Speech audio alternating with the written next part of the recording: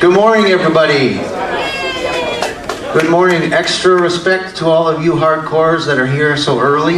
It's much appreciated, especially after the big 2 nights and trying to hydrate and get some rest and come back and be refreshed. So you guys get extra brownie points, extra attention for you guys. The real nerds. I love it. I love you guys. I connect with the real nerds in the room. Actually, in any room.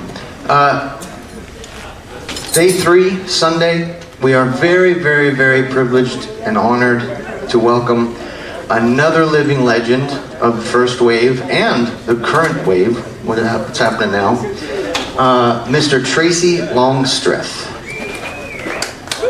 Wow, and he said it right. Oh, thank you. Another true local legend. Tracy has been an Orange County resident. Born at St. Joe's, yeah. Yeah, I mean literally his entire life. So more hometown pride, Orange County, here with Tracy, just like Al yesterday.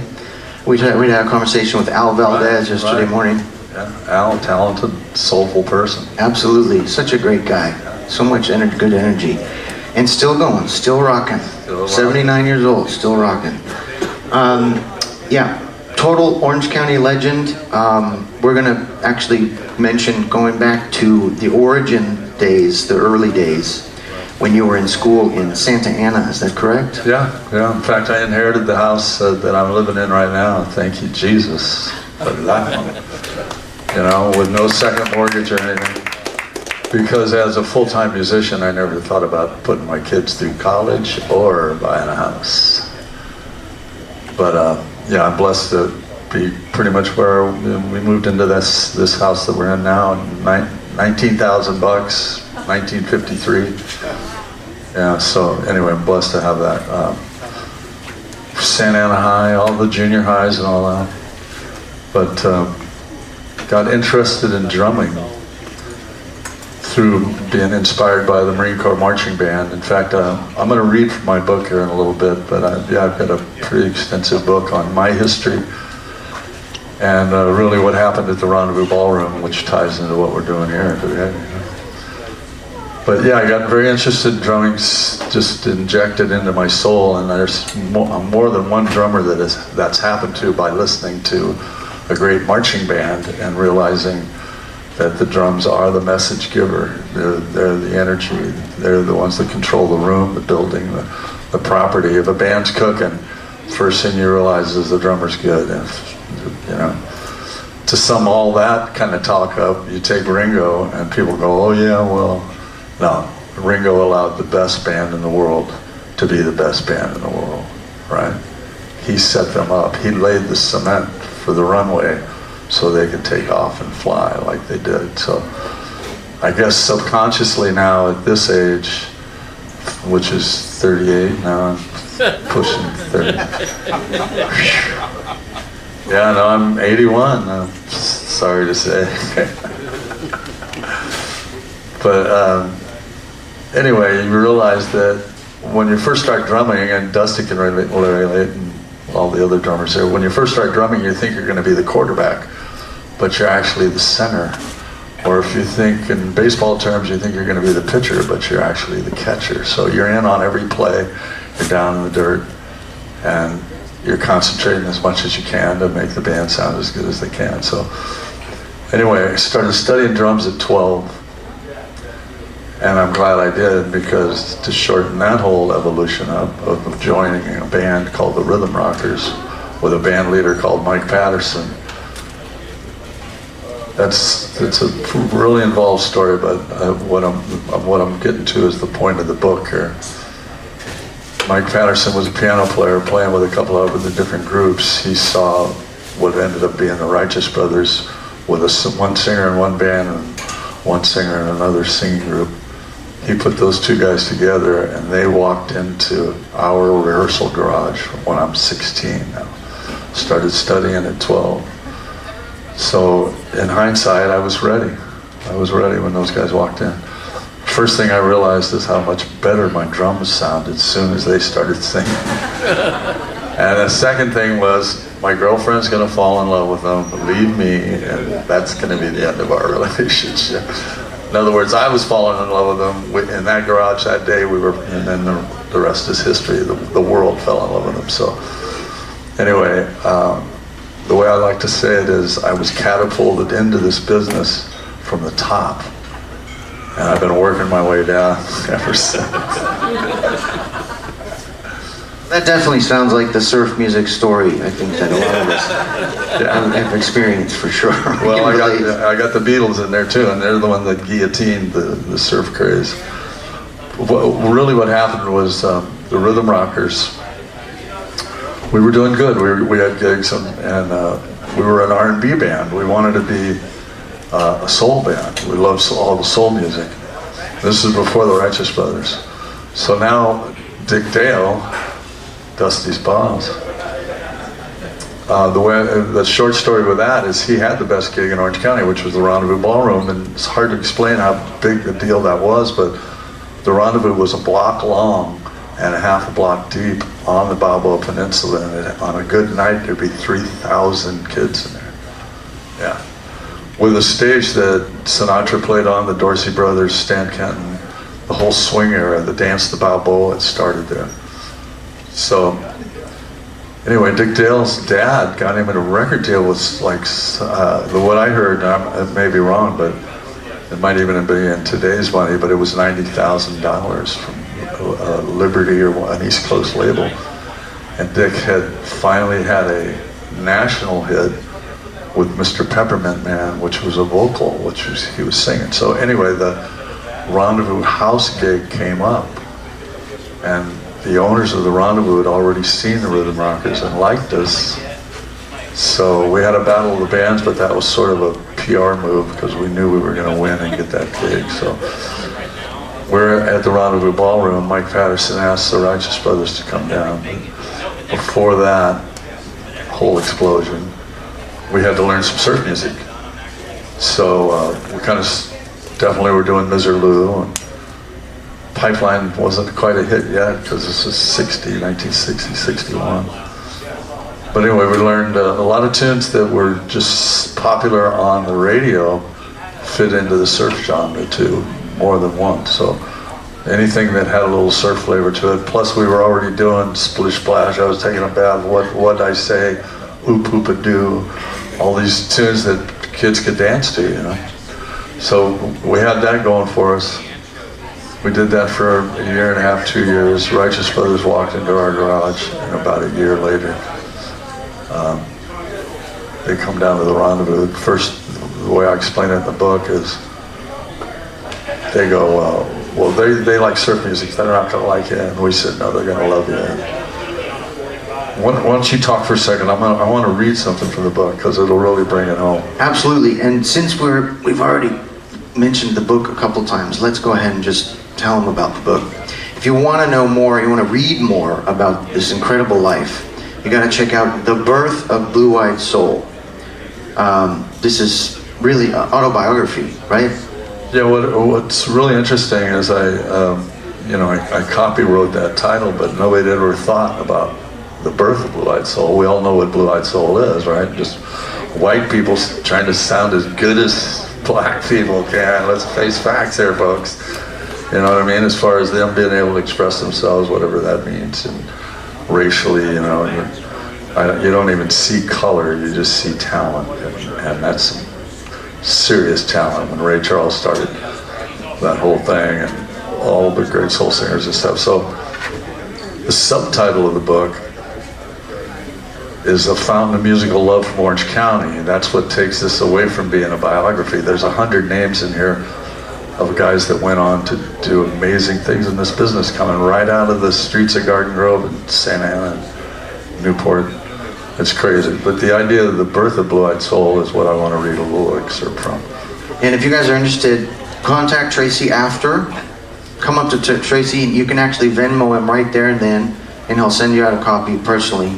Or you can go to his website. What's your website? Well, it'd be tracylongstreth.com. Just very straightforward, tracylongstreth.com. So a couple ways you can get it, but definitely recommend that. What I like about being a writer is, when I sign the book, it ends up being a paragraph, and I really, that's really important to me. I'm not just best wishes, Tracy Longstreth, but so I'll apply, a meaningful response to and signing the book. So if you vend me, that gives me your address. I sit at my dining room table and send you out a book after I sign it. And this is the first edition too. It's limited first edition. We're not ordering any more of this. So these are going to be, hopefully, what I've done just in the last couple weeks is found a publisher now. I haven't published this. The lady that helped me put up thousands of dollars, it takes thousands of dollars to make a book like this. It's 120 colored photos. So my wife hates it when I talk numbers, but I ordered 100 books. It was $2,900. Which I don't have, but the lady that put up the money, I've known her since high school. So she's, a big reason why this book got done. But anyway, now I'm with a publisher. He's going to shrink it down a little bit. He loves the book, loves the content and everything. He said he wants to sharpen up some of the images and stuff. So, and that'll put me in the Writers Guild and then every website that has readers all around the world. So hopefully we'll have some fun with this. The ideal thing would be, I want Gregory Peck to play me in the movie. Well, people say I'm starting to look like Barry Gibb. I mean, I'll take that. Actually, which reminds me, I'm out playing piano now for the last, since 2010, I moved from drums. I still play drums with a band called the Nomads, and we rock. We cook. Dusty's proud of me. He knows that I can still cook on drums. Yeah, keep your eyes out for local shows by the Fabulous Nomads. They're regular at the Pier and other local events, so keep your eyes out for them. Yeah, which we just did the Orange County Fair too, which was really fun. It was cool because we were on a stage and they had the big screen, so I got to see myself on the big screen playing the drum solo. Anyway, the other aspect of this book is that the more I worked on it, the more I realized that it needed to be written. And it was, I look out, we're all contemporaries here, right? I try to describe a lot about what's going on. And my aunt wrote 300 books. My mom started a newsletter. I've been reading my whole life, not much novels, not a novel reader, but anyway. So, in fact, this publisher, who's a serious publisher, said I was a born writer. So just give me a little quick second here, because this will bring what was going on at the Rendezvous to light here.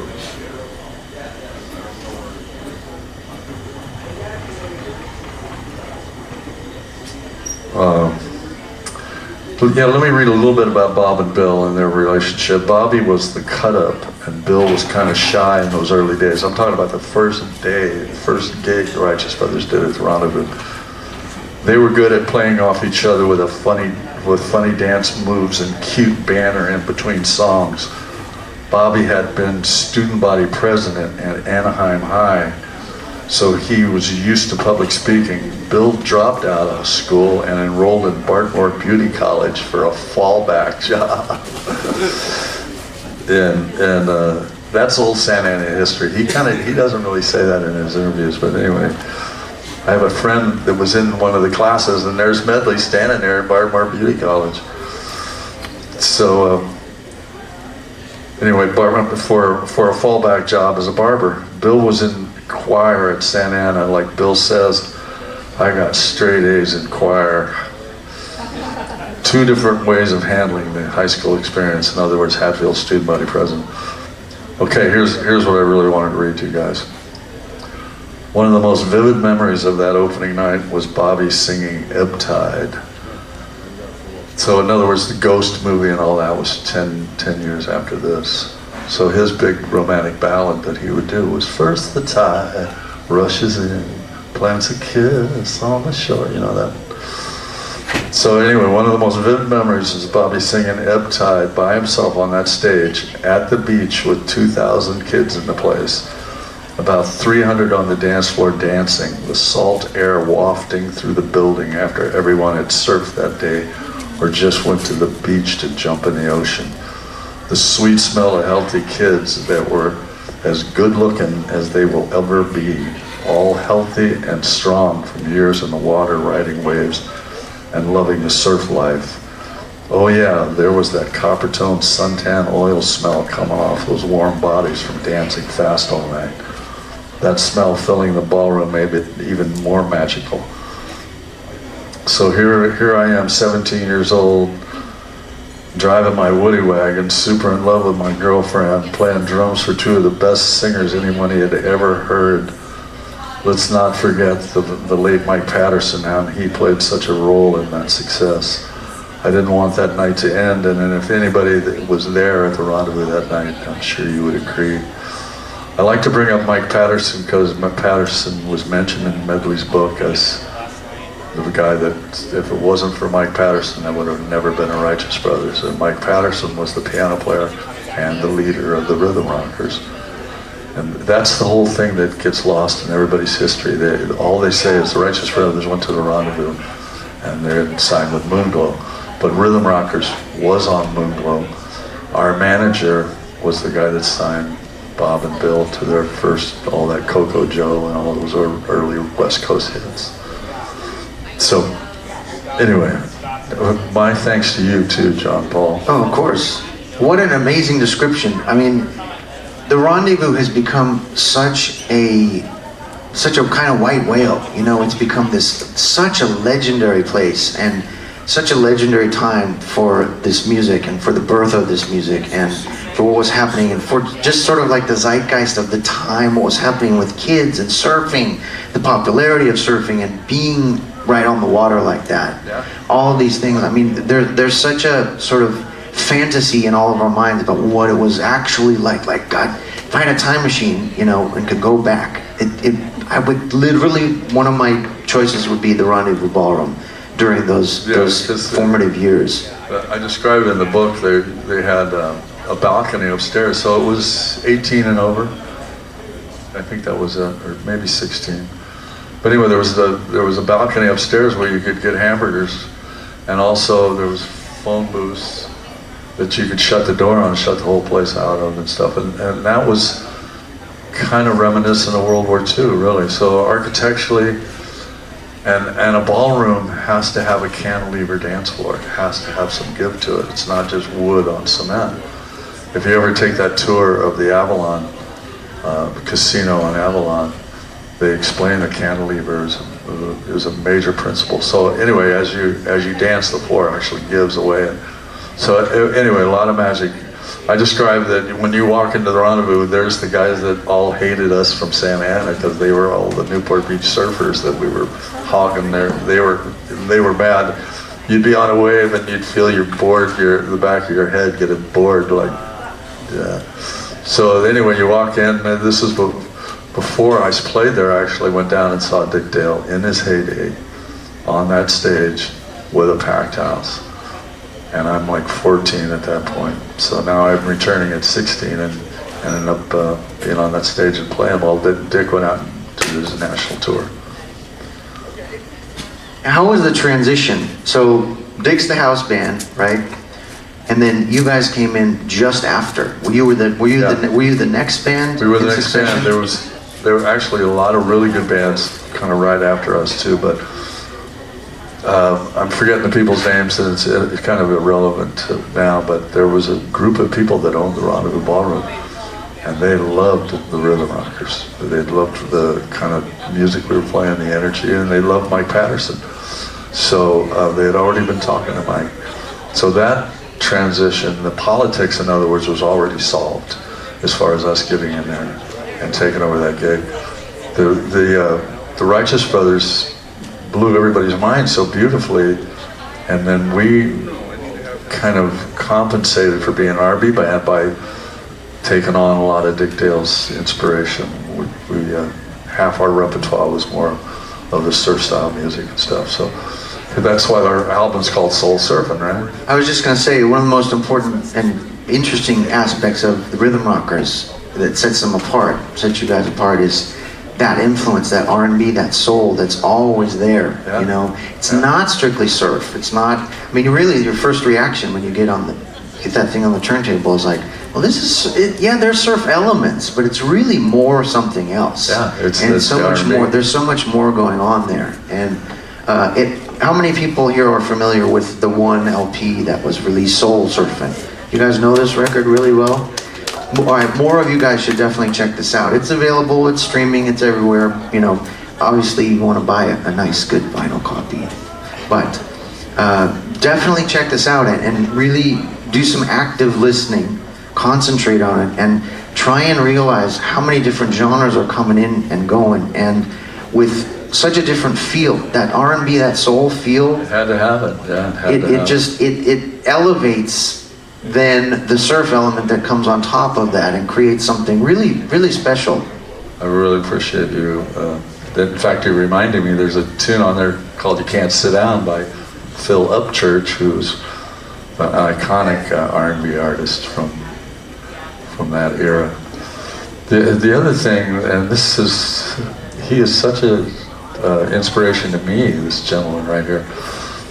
But what this whole conversation took me to is Pipeline, the record Pipeline, because if you think about that, that's got that soulful element in it too. It's in the minor key, and it's got this kind of smoky feel to it. So, and they were our neighbors across the street from the rhythm rocker rehearsal.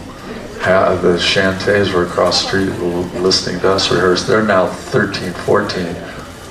We were the older guys across the street. The next thing I hear is Pipeline in the music room at Santa High. Bob and I are good friends. Bob Spicker and I are good friends, right? He takes me over and goes, and he plays me Pipeline, and I go, dang, I'm jealous, kind of. But really what was happening is I had already had that success with the Rendezvous, the best gig in Southern California, and then that Righteous Brothers explosion that I was part of. So I was just happy for Bob and all the guys in the Chantays. We know what that record did. And it's so cool that you guys were supportive like that. Yeah. You know, because instantly competition, and, you're jealous and there's envy, but for you guys to kind of lift each other up and support each other is really cool to hear. It's so funny being a lifetime musician, because there were times when friends of mine would get gigs and I'd be mad. I go, well, I should have got that gig. And then I went, wait a minute, that guy's my friend, And as soon as I started being happy for their success, I became an adult. This is wisdom, folks. Yeah. This is, if you're taking anything away, take away this wisdom and these kind of philosophical elements that will, help you transcend the crap world out there. But I just want to say one quick thing. Imagine cruising around Santa Ana, right? And you hear, what is that? Is there a band practicing? And you hear the Chantays over here, right? They're playing Pipeline. And then you go, wait a minute, is that another band? And across the street, you got the Rhythm Rockers practicing. I mean, what a time to be alive, So true, it's so true. And Dusty can relate to this. Dusty's, he's a lot younger than I am, but we lived through these rhythmic frontiers. Jack Freeman, you know about rhythmic frontiers and all the horn sections, the horn bands, all the different rhythms that came through. And I don't know, it seems like music went all the way into a cul-de-sac, and people yelling the F word over the microphone in tank tops, at the bottom of the cul-de-sac. And now we're coming back, right? We're coming back to good harmonies, great arrangements, and great lyrics. In other words, there's nothing left to do but go back to kind of what we already were fortunate enough to be a part of. It's like coming full circle. Yeah. That very superficial surface music, that's just a kind of a fashion show and not a lot of substance. Yeah. That can only go so far and last so far. Maybe it sells a lot and maybe it's very popular, but there's no substance. There's no soul to it. And I think that ultimately that will win out, and that as people do become adults and realize there's got to be something more to this. There's got to be something deeper. Where's the depth? Yeah, bring as much of that as you can. This was great when I was, a teenager and didn't have a care in the world, but now that I'm actually using my brain a little more and functioning and being an adult, what's something with a little more depth? I love it. I love it. I think we're coming up on the end of our time, but I love telling this story, and I tell it pretty extensively in the book. So the Rhythm Rockers now, I went back to high school. I didn't do a lot of the first touring. I did a couple of early tours with brothers, but I'm like a sophomore in high school, you know. So anyway, you mind your parents on that level. And anyway, I sort of forgot what I was going to say, but it was going to be good. Oh, I know what it is. Wait, no, I remember. So I'm in between bands and I get a call from Mike Curb. Yeah, Mike Curb, who was a nobody at that point. He was the president of Liberty West Coast at 19 years old. And he goes, and I later met all these guys, worked with them and everything, but he said the Bel Air's drummer, Richard Delvey, is going into publishing and they need a drummer. So Mike Curb takes me up to Manhattan Beach, Redondo, and that whole different world. And I played with the guys and they liked me, but nothing really ever happened because in those years, that was a different camp. Redondo Beach, Manhattan, it's a whole different world than Orange County and stuff. So anyway, roll forward after the Righteous Brothers, and pretty extended touring with Medley when he went out on his own. That's when I really spent a lot of time with. I did 3 years on the road. We were at the Sands Hotel. Unbeknownst to me, the Osmond family is at Tropicana. They came and saw Medley's show. I'm explaining all this to say this is why I have gold records on my wall, and it's because of the Rhythm Rockers. So I get a call from Mike Patterson saying, the Osmond wants you to come up to the valley, to their house in the valley, and they really like your drumming, and they've got this record called One Bad Apple, Don't Spoil the Whole Bunch, girl, right? So anyway, and that was recorded in Muscle Shoals by that great rhythm section.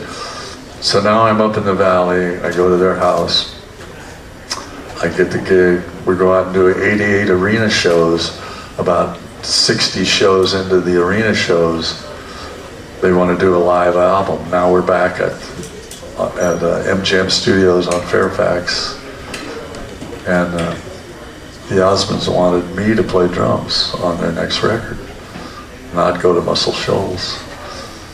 And the producers and the engineers there, well, yeah, but we got this guy, we got Hal Blaine, we got Earl Palmer, we got even not really Jeff Beccaro yet, but anyway, we had access to all the great studio drummers that have already proven them, you know. And the Osmonds go, but Tracy plays so good live and we have such good energy together and the band's so tight and everything, we want to capture that in our next record. So in walks Mike Curb. He's now the president of MGM Records. And I'm standing in the booth and everybody's looking at me, and Mike Curb walks in and he goes, oh, hi Tracy. And they all look at me and I go, oh, hi Mike. And he goes, yeah, Tracy will be fine, let him play on the records. So in my hallway at home, I got 5 gold records from playing with the Osmond family. Why? Because of that Rhythm Rocker album.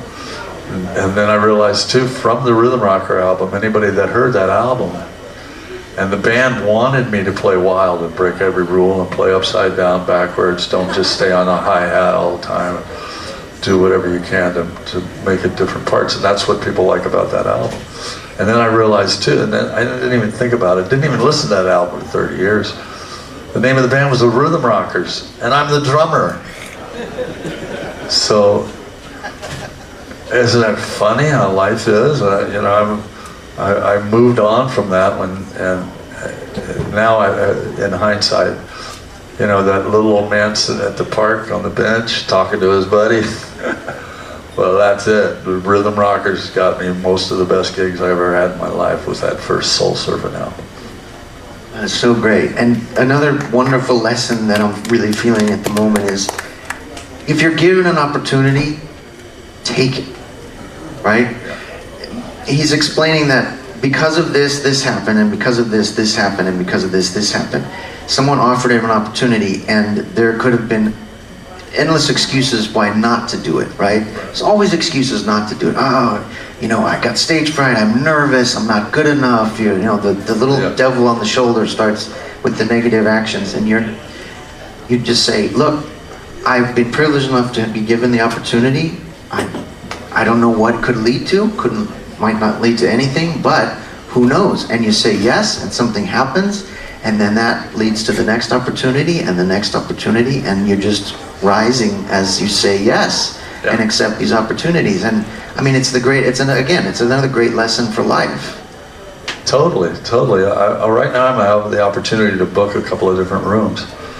The gigs that I'm doing right now, they have 15 shifts of live music a week between 2 restaurants. Yeah. And I even announced it on the mic. I go, these people support the arts. You know, there's paintings on the walls and everything too, but they won't open the doors without live entertainment. So the short story is, if you call a singer and they go, yeah, but, I go, as soon as I hear one yeah, but, then I don't slam it, but yeah.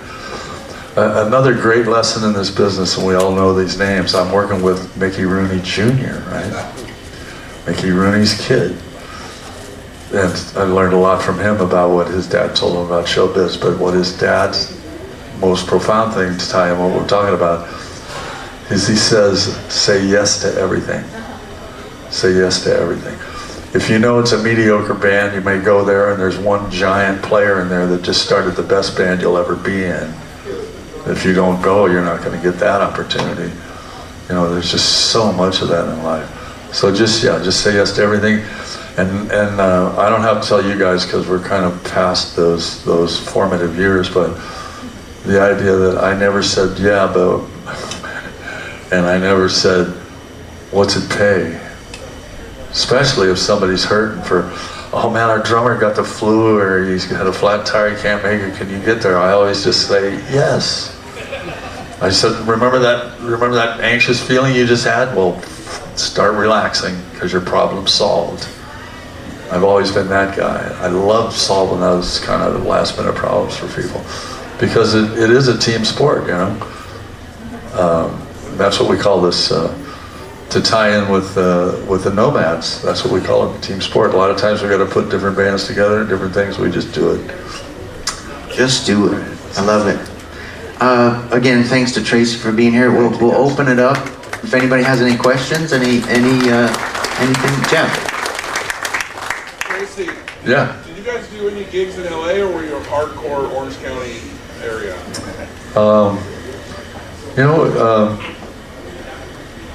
Yes, we did.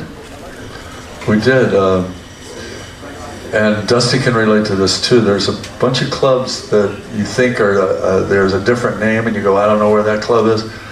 It was the Red Velvet, it was this club, it was in the thrash years, the punk. Anyway, it was all the same room, but so originally there was a club called the Red Velvet, and I remember going up and setting up with, I think it was the Knickerbockers over here, and the Birds over here, and the Rhythm Rockers over here, and all record people and promoters and everybody going through in here.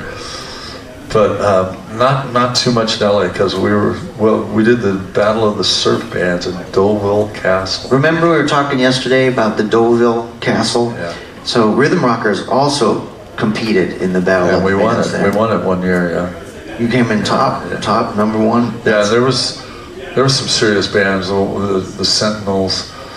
I talk about in my book, first of all, I've got utmost respect for the Beach Boys, but when they came to the Rendezvous, Brian Wilson had stacked those parts in the studio very meticulously with a couple of other voices. I don't think it was all the guys they ended up singing live. So when they came to the Rendezvous, they actually didn't sound good at all, because they were, and there's been, that's not the first band. Crosby, Stills too, when they had those massive hit records, then they tried to go out, didn't have a monitor mix, and play in some big arena, and they couldn't sing in tune too, so they're not the first ones. But yeah, the Rendezvous was proving grounds, and Dick Dale set the mark very high on tight harmonies, anything you were going to do. But yeah, Jeff, one thing we did with the Rhythm Rockers is we ended up at Chico State University at just picture Animal House movie. We're on a flat roof of a carport and a frat house with the trees and the kids on the lawns and 25 kegs and the rhythm rockers blasting. Yeah. So we did it. That sounds like a horrible time. Yeah, it was miserable. I wanted to go back to my math class so bad. Anyway, yeah. Any other questions? I mean, yeah, we've answered every question. So Thanks again, Tracy. We really, really, really appreciate you coming out Love and being talking here. with everybody, Thank you. sharing your amazing life. True inspiration. Another true inspiration. All right, speaking of inspiration, we're going to have the slack tone maestros coming up next to do some special seminars for you guys. And we'll see you a little bit later.